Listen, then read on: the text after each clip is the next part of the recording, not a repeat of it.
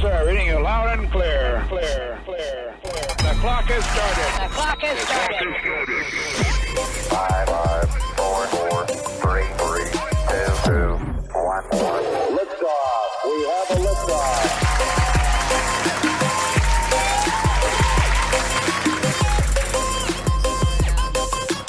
Check. Okay, we're back.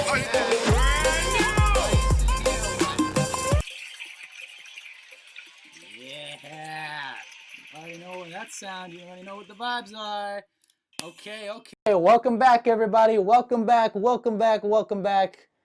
And my guest today is an industry veteran. For those who don't know, get familiar. The one and only Sando Films is here.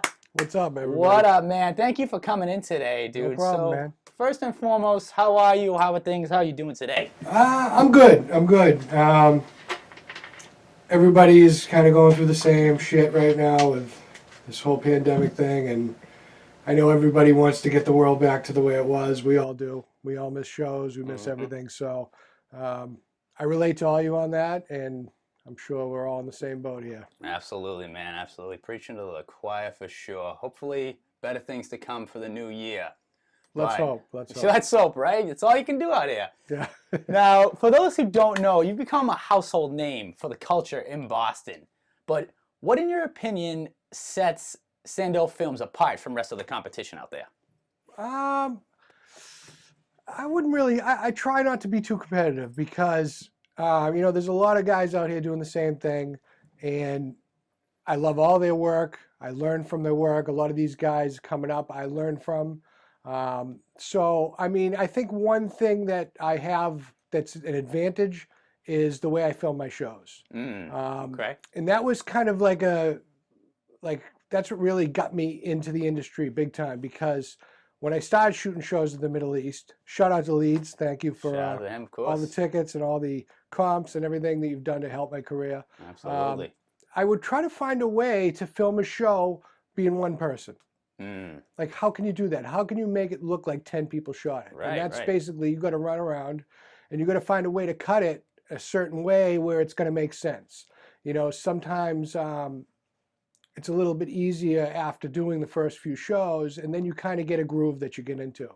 And first few shows, I was scared as hell. I'm like, I'm going to screw this up. It's all one take. You only got one chance to do it. It's like doing a wedding. You get that one take. Right, of course. And then I just got more comfortable. I started to find all the little, try to find new angles that other people haven't gotten.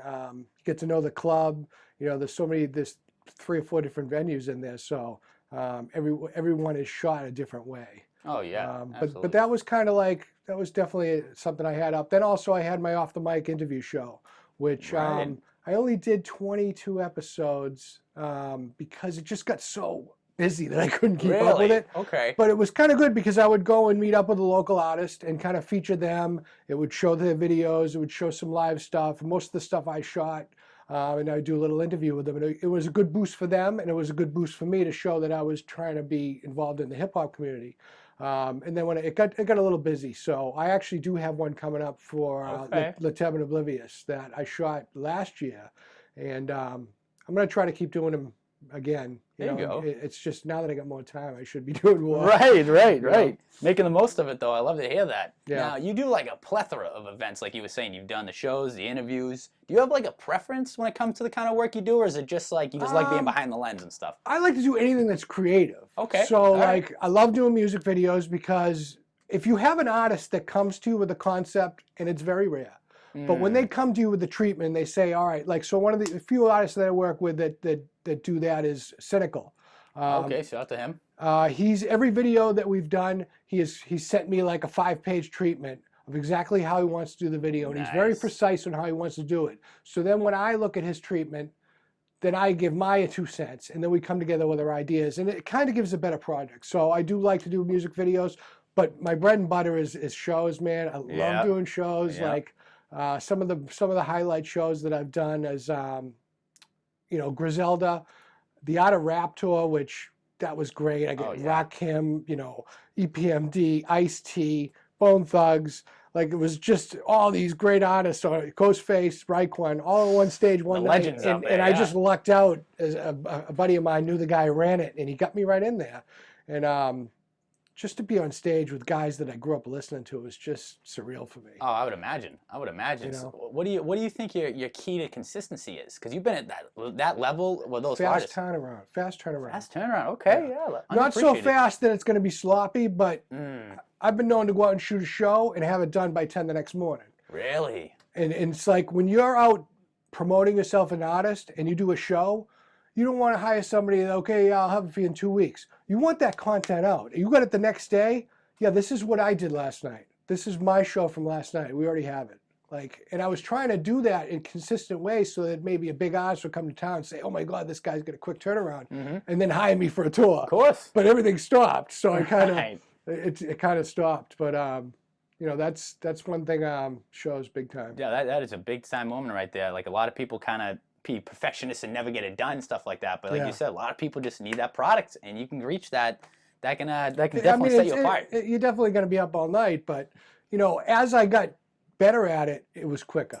I would shoot everything all night, and I would have so much footage to go through. Right. Now, and then you learn as you go along just to shoot the key moments. Find the song that you're going to showcase, shoot that, and then go around it with your B-roll. Like that's how I would do it. Okay, You know? all right. I like that. So let's backpedal to day one on here. What kind of got you into the passion for videography in the media kind of world?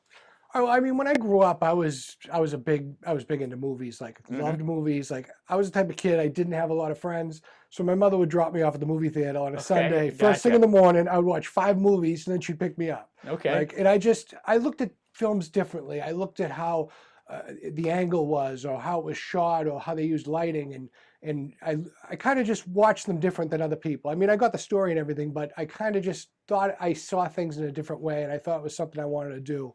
I got in a lot of trouble in between being a kid and now I'm turning 50 in May. Wow. And you know, people screw up. Yeah, it's life. But I just, as far as being involved in the hip hop part of it, when I was like 15, breakdancing came around. Okay. And I mean, I listened to hip hop from the beginning. Like Grandmaster Flash was the first thing I ever heard, and I Okay, yeah. immediately took to it. And like back then, there wasn't a lot of white kids listening to rap. Yeah, We used to definitely. get picked on. We used to get beat up. Oh, There was like 5 kids in my high school that listened to it. But we went through the whole breakdancing phase, and I just always loved hip hop. So once it came around to me getting to do film, the first thing I ever did was I worked for a friend of mine, Coach Tom Chia. He coaches one of the top 10 Taekwondo teams in the country. Very nice. And he took me all over the country doing working with Olympians and going to Vegas and Chicago and Texas. It was crazy. So that was how I got to learn he taught me how to edit as well. Okay. So that's how I got my foot in the door, and I was like, what else can I do now? So I just started going to shows. One of the first shows I ever went to was Maggie's right across the street. Hey, shout out My to buddy, Maggie's. my boy Hush Harding used to have a showcase. Shout over out there. to Hush Hard and the No And, Muzzle Showcase, I think it was. And he yeah. was Hush was one of the first guys I ever worked with. Like I just walked in there with a camera, and everybody's like, "Who's this kid?" He's like a knock. He's like, I'm knock, yeah, I'm he's like 25 undercover. years old, and everybody else is like, "Who's this kid in the camera?" Yeah. In the corner with the camera. So me and Hush started to do a lot of stuff, and we did a lot of videos together. I learned a lot from him, and then I just kind of went up my own way, and I had to like find a way to prove that I could do what I do. So of course you're going to do a lot of free work when you start out. Oh, absolutely. You You got to I pay the probably dues. did 2 years worth of free work. Yeah. And then I hooked up with Leeds, and I was just like, listen, I'll make a deal with you. You give me tickets to whatever show I want, and I'll do a 1-minute recap for whatever shows I go to. And he's like, yeah, deal. Oh, absolutely. So we got to have a good relationship, and he's a great guy. He's really helped me out with a lot. He's never denied me access to any show that I ever wanted to go to. So it's been great working with him. Shout out to Leeds. Shout out to Leeds, of course. Yeah, he does a lot of great things for the community. It's so great to see kind of things fall into place the way they do, you know, from Maggie's to Leeds to, you know, working with Slane, Cake Swag, like the list goes on. Are there any like top level moments? Like you said, you had a couple of surreal moments when you were with like Rakim and all these other people. What were some like big shows that you've done that you were like, wow, I can't believe I'm on this next level here? Okay, so when Griselda came to town to do a Leeds show, I went in. I wasn't really familiar with them. I knew who they were, but I didn't really know them that well. So when I walked in there, I didn't know any of their music. I went in and I shot the show just like I would shoot a show. They reached out to me and they were like, yo, this show is dope. You did a great job. So a couple months later, they were doing a show in New York City at the Sony Theater. Nice. And they said, hey, you want to come out and shoot this show? And I was like, hell yeah, are you fucking kidding me? So I hopped on a train, I went out there. In the Sony Theater, there's a hotel attached right to it. Okay, and the hotel room I had an elevator that went right down to the backstage. There you it was go. like the coolest thing. I was like, yeah, I'm gonna go upstairs to my room and I'll be right back.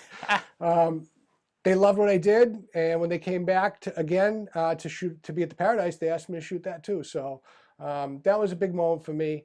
Another thing is I've been working with Brandy Blaze since the beginning of her career, and when she got nominated for the Boston Music Awards last year, huge moment. Yeah, definitely. For me, and I was already shooting the shows for them, but to go in and see this girl who I've worked with up on that stage, killing it like she does, that was a big moment for me and for her as well. Oh, absolutely. I've been working with her since the beginning, and we're actually working on something big right now that I can't talk about too much. Okay, all right. So you got to stay tuned for that one. Yeah, I love it. I love it. And also her DJ Y-Sham, shout out Y-Sham. Oh, yeah. She called me up to do We Run the City with K-Swag and K-Watts. And we just had a blast shooting that. And I shot that quick, and it came out so good. I was so happy with the lighting and everything. It did very well, and we're going to be doing some more stuff. Y-Sham is like the DJ Khaled of Boston. You go pick up her album. She got a lot of dope features on there, and very talented person. Oh, absolutely. So it's great to be able to work with people that are talented. You know, not everybody has talent. There's a lot of people that do it for hobbies, and the people that are out here really doing it, you know, I respect that. Yeah. I mean, do you have any kind of criteria when you're working with artists? Do they have to be at a certain level, or is it just kind of like whoever you're kind of feeling their music, or how does it go for you usually? Don't show up late, know your lyrics. Okay, there you go. As simple as that sometimes. And don't be drunk. There you go, within reason. You know, like it makes everything easier on the videographer when you got people that are going to be there for what they're there for. Of course. You know? Yeah, so. Yeah, no, I mean, that's great to hear that you don't kind of limit yourself to any kind of thing. Like, there's not like a certain tier an artist has to reach. So it just kind of seems like... No, I don't. I mean, of course I want to work with somebody that does a lot of stuff, but I'm not going to turn down somebody. If I like the song, like, of course I'm going to listen to the song. If I don't like the song, I'm not going to do it, because my name's on there too. You know what I'm saying? But also too, I'm not just hip hop. Like I've done some country stuff. I've done some rock stuff. Like I'm open to do any genre of music. Like videography is videography. Like you're gonna do whatever music or whatever project comes your way that you feel you're able to do. Yeah, absolutely, absolutely. So let's do a hypothetical here. So if you could pick to shoot with any 3 artists or events, no matter what time or when it was or anything in history, what would you pick and why? Eminem, because he's my favorite artist of all time. Yep, I respect that. MTV Music Awards. I would love to shoot, not the movie, the music awards, not the movie awards. Just to be able to shoot those live performances would be great. And a third one, the Oscars. The Oscars, the big time, the big time. I love it. Not to get one, just to be able to shoot the show. Right, yeah, there you go. I mean, that would be a big moment for me. Yeah, of course, dude, of course. I love that. I love that. Now, aside from like the media stuff, do you have any kind of other creative outlets that you dabble in? I know you did the interviews with Off the Mic, but is there any kind of other creative fields that you're kind of I've been dabbling doing in? a lot of corporate and commercial work. Okay. I'll tell you a great story. So right after the pandemic hit, there was a story in the Boston Herald about this girl. Her name was Megan Gallant, and she had opened up a hair salon in Somerville called Hair at Little Hollow. Okay. She had just opened in February, put all her money into it. And the pandemic came and they shut her down. Damn. Now there was this big story about her in the Herald. I read it. She had just lost her fiance to addiction, and she also had a miscarriage at the same time. And the tears were flowing for this girl. Definitely. So at the time I wasn't doing anything really because of the pandemic. So I sent her a message and I said, hey, I'm going to come up there. I'm going to shoot a promo for your business. I'm not going to charge you a thing for it. And I want to help you out. She was like, oh my God, that's great. I would love for somebody to do that. So I went up there. I shot a beautiful promo for her. Her business has tripled since. Really? And it just felt good to do something good for somebody like that. Like when I'm just sitting around doing nothing, I might as well do something, you know? Definitely. And then I actually got a lot of business off the video that I did for her. So in the end, it ended up working out all right. So shout out to Megan Gallant. and hair at Little Hollow. She's awesome colorist, amazing hairstylist. Go see her. Oh, absolutely, absolutely. I'm glad you were able to kind of provide for the community. A lot of people kind of, especially when they're struggling, might be more like inclined to be like, oh, I need to get my money, I need to get my bag, or something like that. But you took it the other way, and you were just like, no, how can I pay it forward to somebody else who's struggling more than I am? So I think that's a huge moment right there. That kind of shows how you're not just like a guest in the culture, like you're in it, you're in the community, you want to see it grow. Absolutely, absolutely. I definitely think that's a commendable thing. So in your professional opinion, to get to where you're at, what do you think, what skills or tools do you think are the most important to focus on for growth?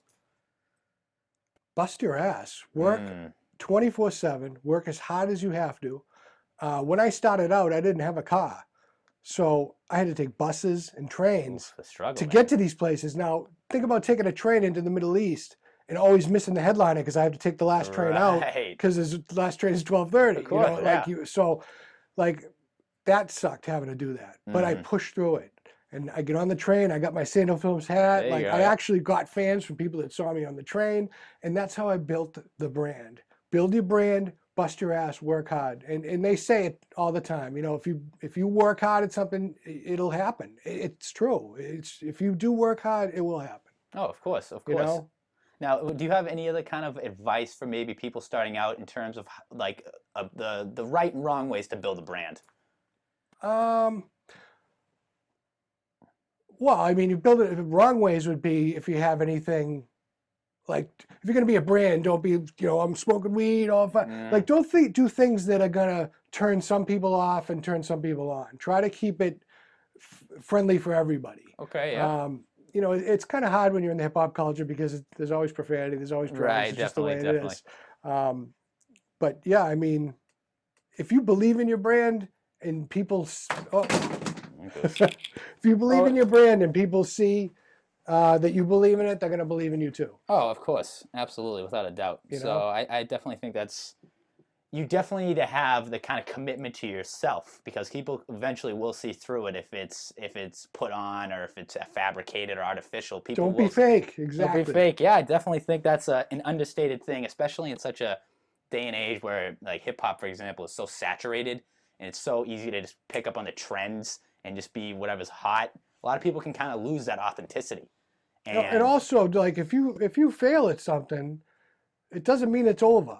Like, I can't tell you how many times I was ready to quit, and then, like, something would happen. Like, all right, so the first time I decided, all right, this isn't for me, I heard Overdog Radio, Champ Chuck, he used to have a show about hip-hop. Okay. And they were talking about me on it. I never met the guy. Really? And he said, oh, yeah, I seen him out here. He's doing stuff. And, like, that was a huge boost of confidence. Oh, yeah. Like, when people come and tell you that you're doing something that they appreciate, it just boosts you up to be more, to be better at it, Yeah, for sure.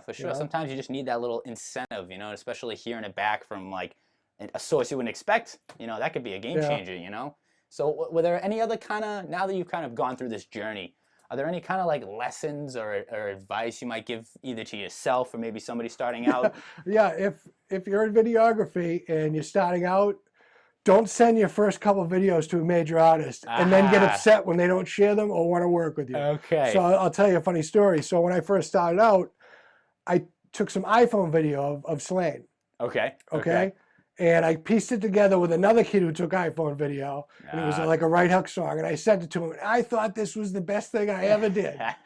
But I didn't know much back then. So I remember sending it to him. And I was like, oh, yeah, check this out, Slain. Maybe you share it. And he's like, he always responded. I got to give Slain a shout out. He always responds to his fans.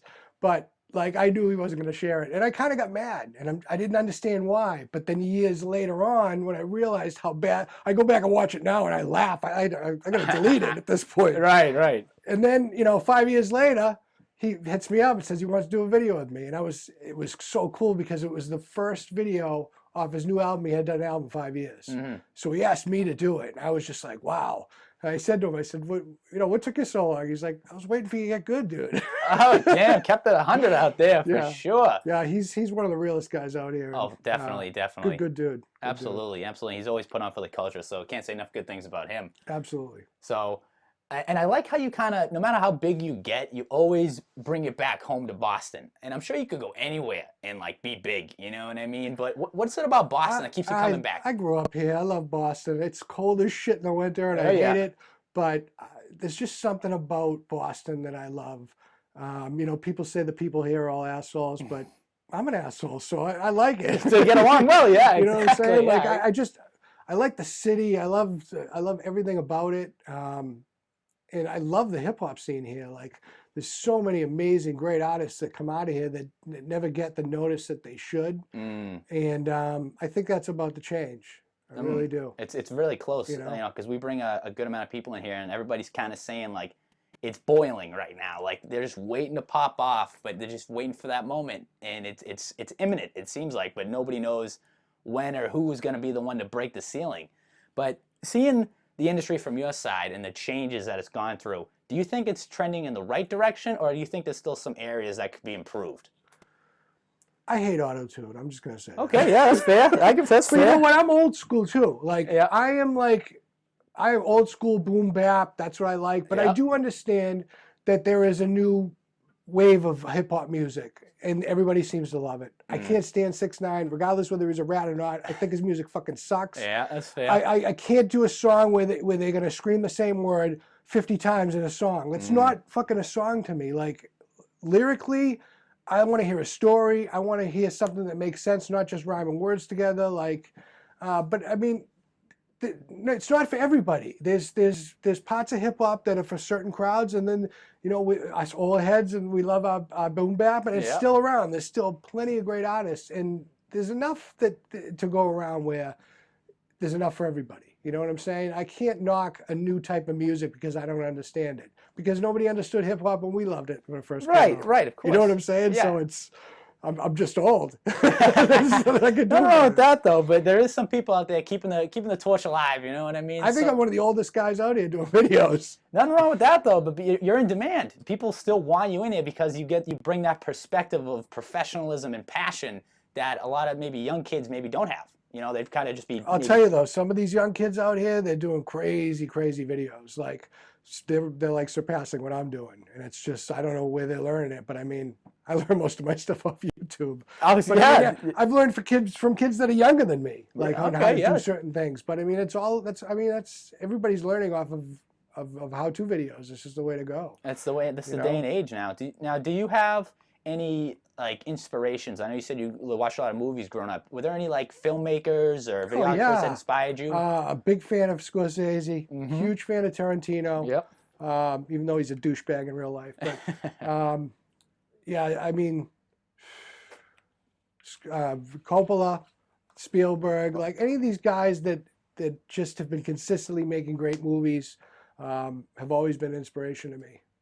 You know? Yeah, of course. I mean, they're you know, longevity's for a reason. You know what I mean? And I'm inspired by a lot of the guys around here that have been doing it, like Mr. DL, Rose Glenn, Carl Beneke, Redbridge. All those guys are doing great stuff. Peace Card, Trevor Finney of Limitless. All these guys, like, I see their stuff, and it's just like, these guys are doing awesome, amazing shit.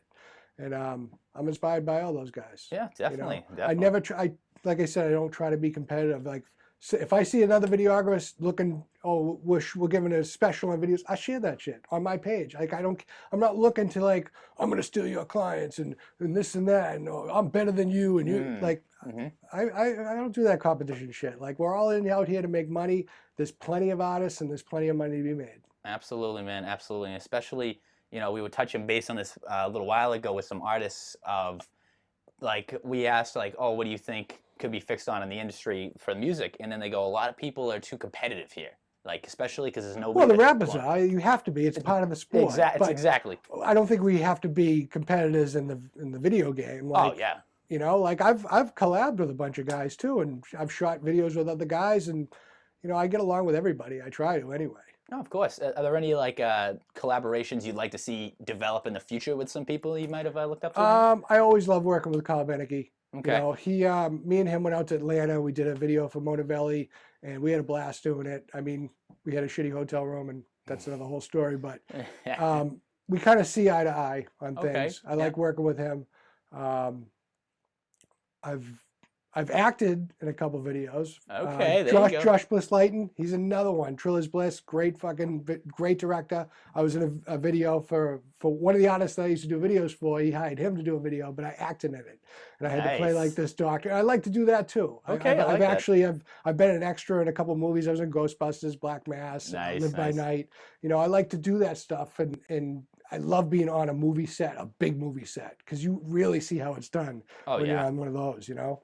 Absolutely. Is that a goal you're looking into maybe in the future, doing movies or anything bigger I mean, yeah. I mean, I actually have a couple friends that are in the industry, and they're coming on the way up. And, you know, I think there'll always be a place for me with them when the time comes. Yeah. You know, so I'm going to be out here doing my thing and keep going as I'm going and keep trying to advance and, you know, wait for that one big artist or an artist that I'm working with that's going to blow up and take me with them. You know? Hey, yeah, absolutely. Because that's the one good thing about, like, when you're a rap artist, you can only propel yourself. When you're in video, you're working with multiple amounts of people that are talented, and eventually one of these people is going to blow up. And if you're in their camp, it only gets better for everybody else. Yeah, absolutely. You know, man. so I'm hopeful for that, and I do work with a lot of really talented people, and it's just it's a blessing. It really is. Yeah, of course, and it's glad that you kind of you can be aware of that, because you know, like, some people just are maybe not in the position they want to be, and they can kind of, you know, hold some sort of resentment or contentment, and it's just like, you know, as long as you're in the thing and you're doing what you love, that's a blessing right there. Yeah. You know what I mean? No matter what state you're at or what stage you're at and how far you're trying to go in your career, that's definitely kind of something that people should kind of emphasize more, of just kind of like when you're working and you're doing the things you want to do. Like you said, so many different options, so many different avenues, so many different people you can work with. You know, there's all money to be out here to be made, and there's all opportunities everywhere, as long as you keep yourself open-minded and don't shut yourself off and kind of limit your scope or anything like that. Yeah. So I definitely kind of think that's a good way to kind of approach the situation. Now, for those people that we said were like some of your inspirations, what do you think separates like the greats from the good, or like somebody who's like on a next level, like legend Well, status? I mean, you can look at it a couple of ways. You can look at it as box office sales, a big movie, but then you can look at it as an art film that didn't do as well, but it means so much more, because I've been on both sets. I've been on big budget films and I've been on indie films, and I would much rather be on an indie set all day long. It's too corporate. There's too many people. When you're on an independent film, it's everybody knows everybody for a first name, and sometimes you're going to struggle to get the scene you need without having all that extra money. I just feel like it's a more blood, sweat, and tears type of thing, and I like that.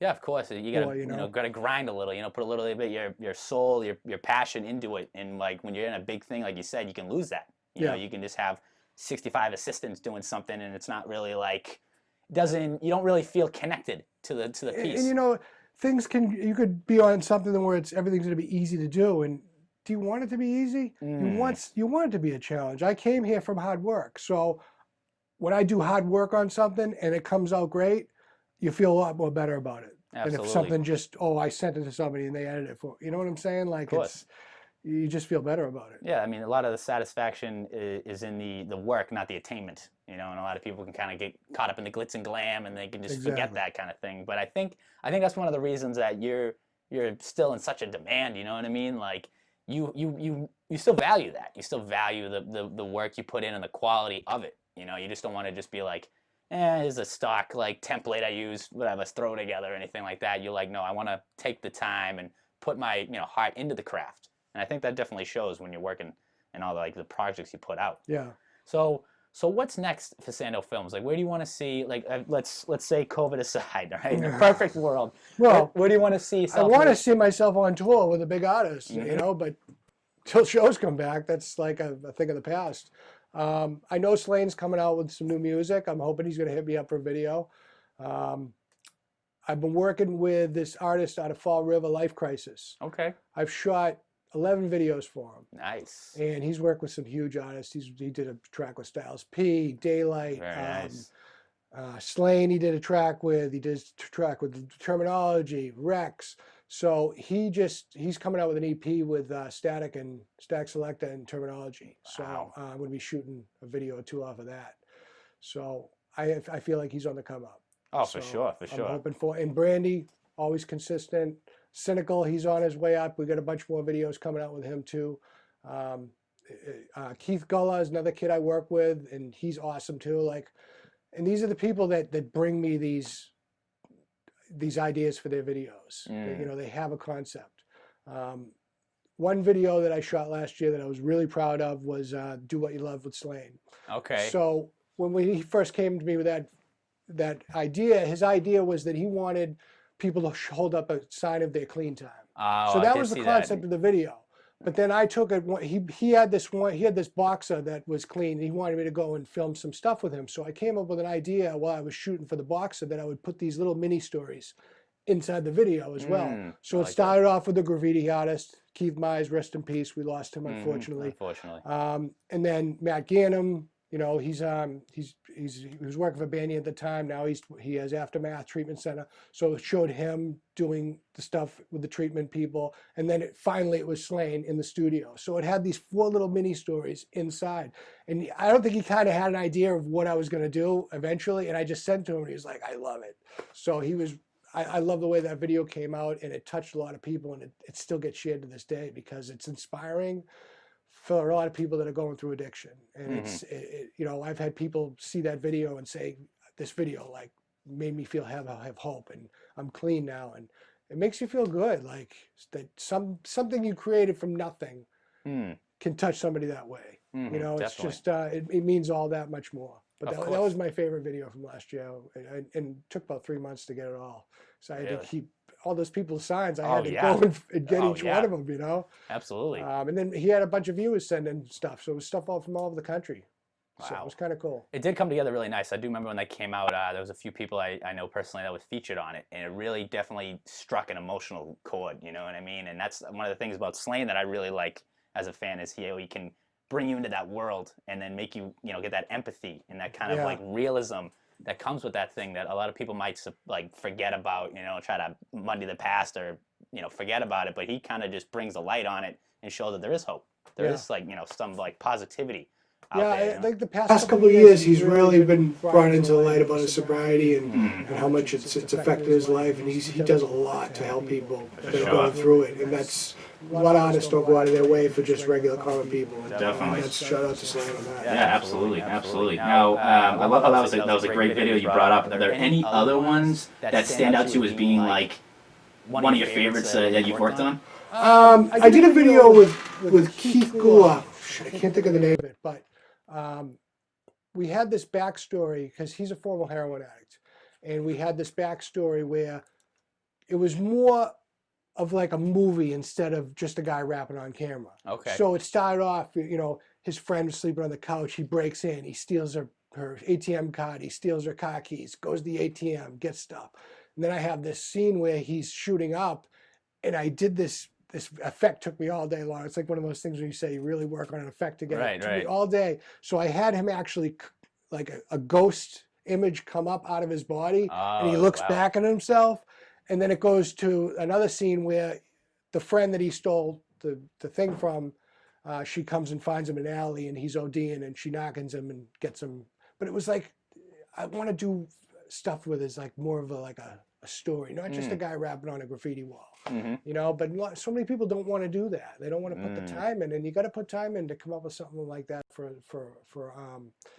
you know, the end product. Yeah. I got a couple artists right now that I'm working with that have some really good story ideas. So I want to do more, and that's like a step in the door to doing films. You know, these are just shorter films. If you can show that you can tell a story by shooting it in video and editing it that way, that just gives you, it's like your progress to show somebody else, oh, I want to come and work on your movie. This is what I do. Little calling card kind of thing as well. Exactly. Yeah, absolutely. And it shows how it's like, it's not just like you said, like everyone wants the twerking girls and the champagne and the club scene. I've only done a couple of those videos. Okay. It wasn't my idea. Nothing wrong with those though. But it's definitely, I think it's invaluable that you kind of see the difference. You know, a lot of people can just be like, shoot whatever, make it look lit. You know, I don't really care anything else. You know, they could be rapping about nonsense and you just make it look good and they think that's it. But with you want to get that story. You know, you want it to be a whole product. You know what I mean? Yeah. Also, a thing last year for Brady Blaze's Late Bloomer, we did these 3 skit movies that we used Mr. PSA. Do you know who Mr. PSA is? Not personally, okay, but so he's a very good friend of mine, Okay. very talented. He's like my personal Eddie Murphy. Like he is, I like that. He's one of those guys that's just so witty. He can rap for hours right off the top of his head, but he's not a rapper. Okay. So we got him to do these little skits, and everything was one take. Like Really? he's that good that I was like, all right, well, we need to do another take because it's all done. So we did these 3 things. We made like this mini movie, and it was kind of the intro for her album. And I really enjoyed doing stuff like that because like everybody seemed to enjoy it. It got shared a lot, and I mean, he's one of the most talented people I know, and the fact that he's not in movies just pisses me off because I think he's funnier than Kevin Hart, and I think he's funnier than anybody out there right now. Nice. So tap into him. shout out to PSA. Yeah, get him on there. Yo, send the live to him if anybody's in there right now for sure. So.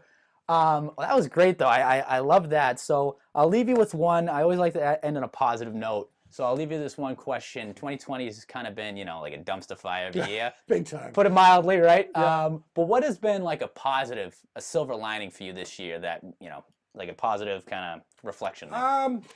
Well, more time to actually hone my craft. Okay. You know, I watched a lot of tutorials. I learned a lot of different things. I bought a drone and I learned how to fly that. Very nice, very nice. So I'm ready to go when the time comes and people start doing more stuff. But we need shows back. That's all I want. I just want shows to come back because I'm turning 50 in May, and I'm not going to be able to run around a stage with a camera at 60 years old. So we need to speed this up. So yeah. So so that one positive was that I got some time to reflect and learn some new things that I didn't have time before because I was working on 7, 8 projects at a time. Right. So now I'm just taking one project at a time and taking my time with it. Yeah, and sometimes you need that. Sometimes you need that reflective moment to just kind of take a step back, look at the bigger picture, and just be like, okay, what can I improve? What can I kind of make better? Or, all those kind of aspects that, when you're doing 8 projects, you might not have time for, So True. I always kind of like to pick people's brains on how they made the most of, like a challenging year, to say the least. But, man, that was awesome. I really want to thank you for coming out. If you have any shout-outs, want to let the people know where to find you, please, the floor is yours. At Sando Films, everywhere, all social media. If you're an artist and you want to do a music video, come get it done now because I feel another shutdown's coming. Yeah. And at least if we have it in the can, you have content to drop when everybody's stuck inside again. That's your sweet spot right there. So if you've got some money and you want to get a video, hit me up. I do lyric videos, regular videos. I do interview type stuff, EPKs, studio session videos. So whatever you want to do, I can do it. The man, the myth, the legend, Sando Films, ladies and gentlemen. This has been Never Compromise Media. I am DJ Mike Lamb, and just like that, we are out of here. Thank you for everybody who tuned in. This has been Industry Insight, and we are out of here. Peace. Alrighty.